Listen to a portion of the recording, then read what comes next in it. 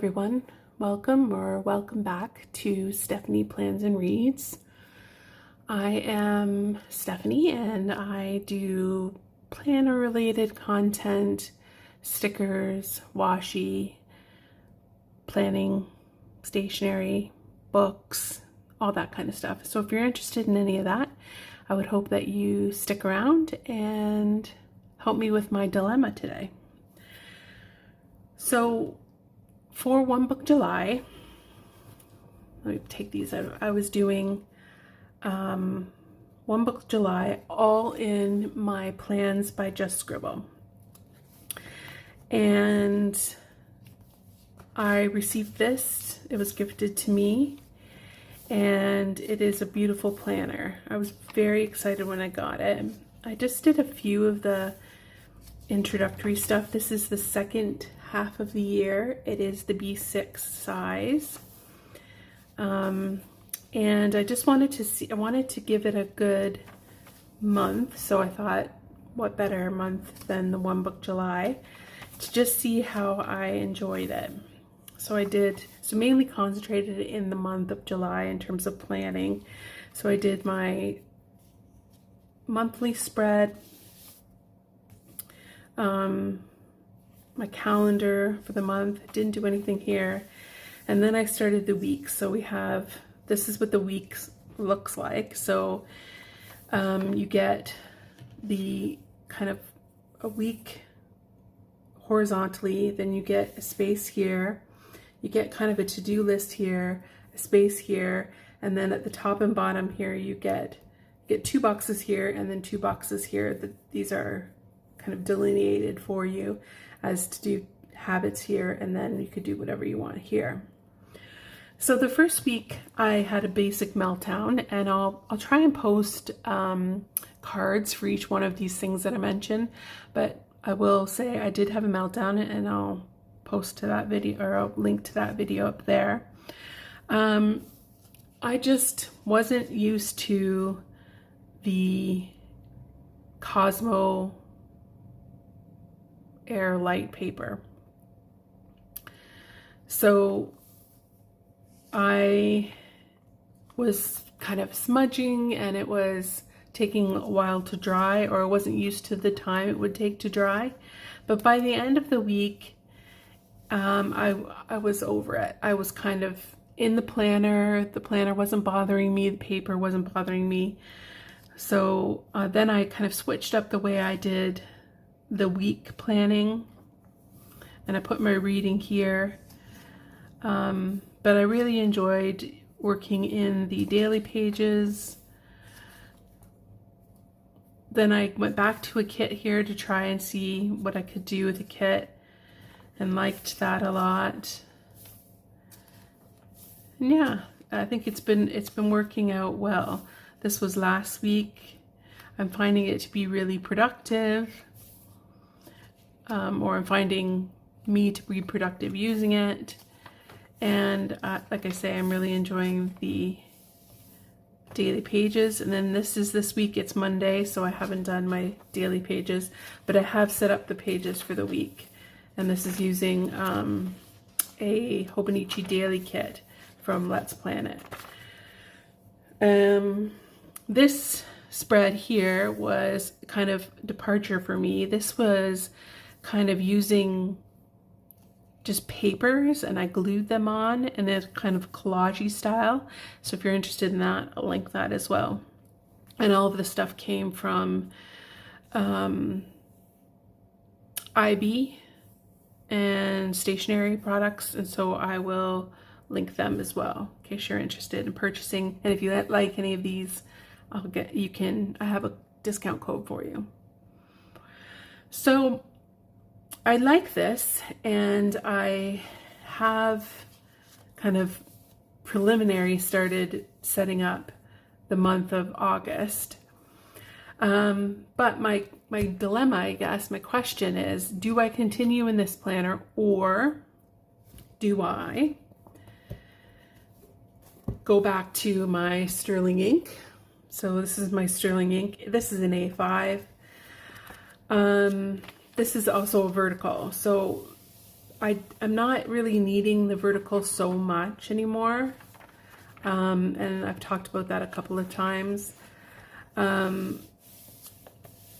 But anything that I want in a horizontal way, I can always use it put the horizontal stuff in my daily pages. So that's kind of what I did here. I did like a horizontal spread, and then I just did daily pages, which is probably what I would continue doing.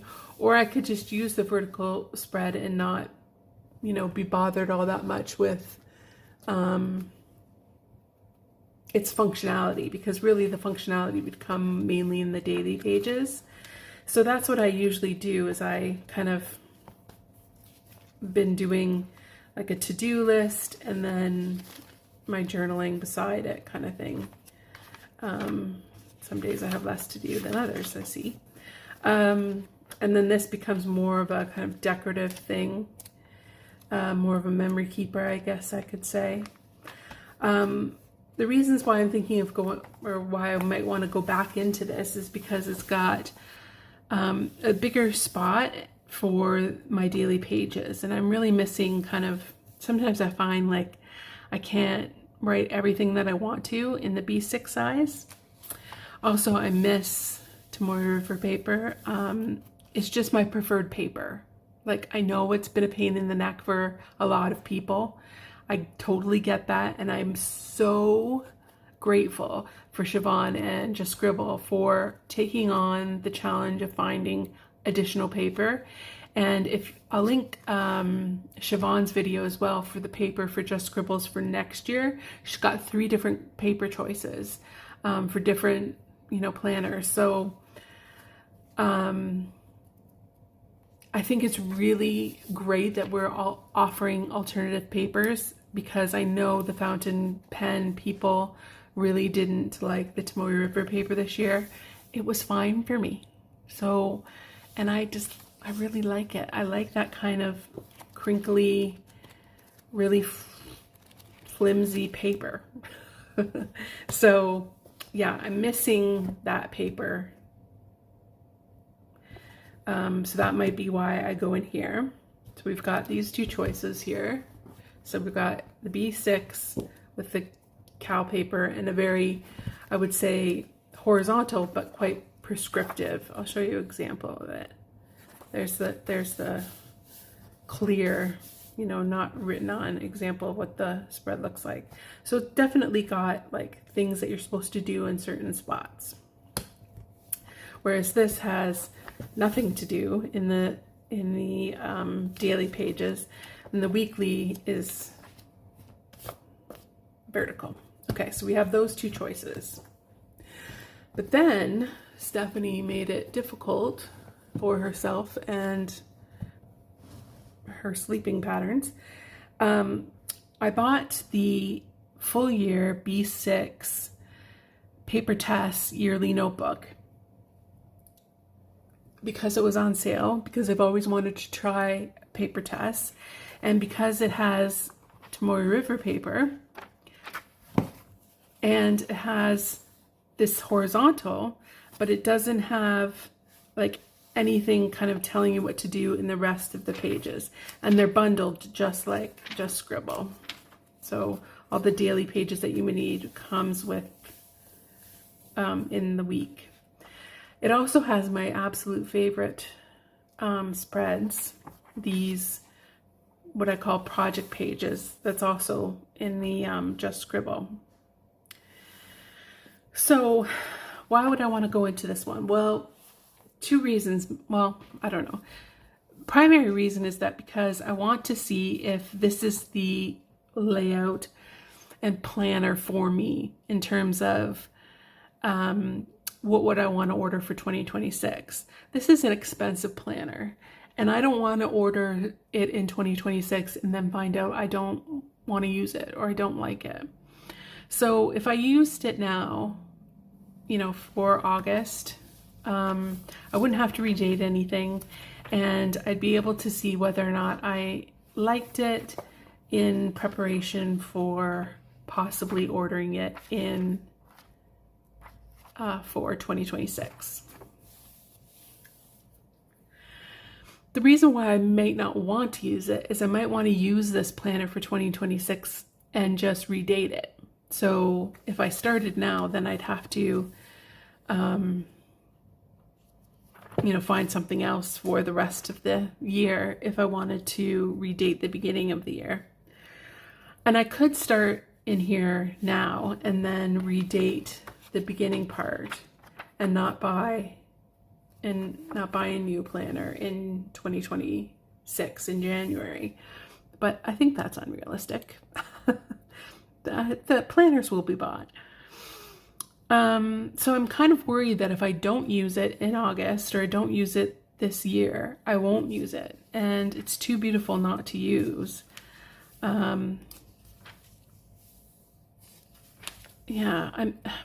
The only problem is I'm still in the same situation, that it's still the same size as the B6.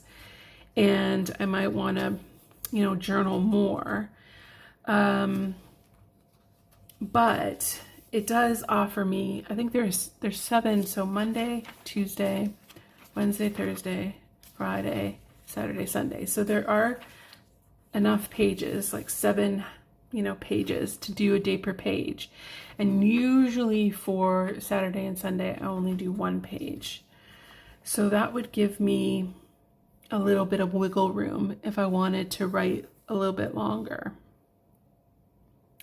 Or I could do a page for each day and then still be able to write a bit. The other thing that gives me pause with this is that this part is not gridded. You can see the grid coming through the rest of the planner because it's got grid on the other side and grid all the way down. But so I might be able to write, straight, but I always worry about that whenever we don't have any gridded spots in the planner. And this was one of the things in the Hobonichi weeks that didn't work for me, among other things. And we do have this little spot up here. I mean, what am I doing up there? Am I just putting some deco up there, or I don't really have like a focus this week or something to put there, so I don't know. So these are my choices. These are my possibilities. Every time I play with each one of these planners, I think to myself, oh, I'm definitely going that way. And then I don't. Because then I play with another one, I think, no, I'm definitely going this way. I mean, part of me wants to be in this because it's a bigger size, and I think I like, even though I thought A5 was too big, I think it's not. I think it's really not. And I have so much of the year in here, except for July. I can just go back and everything would be in the one planner. But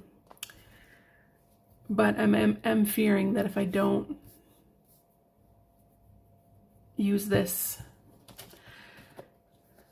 year, I'm not going to redate it next year.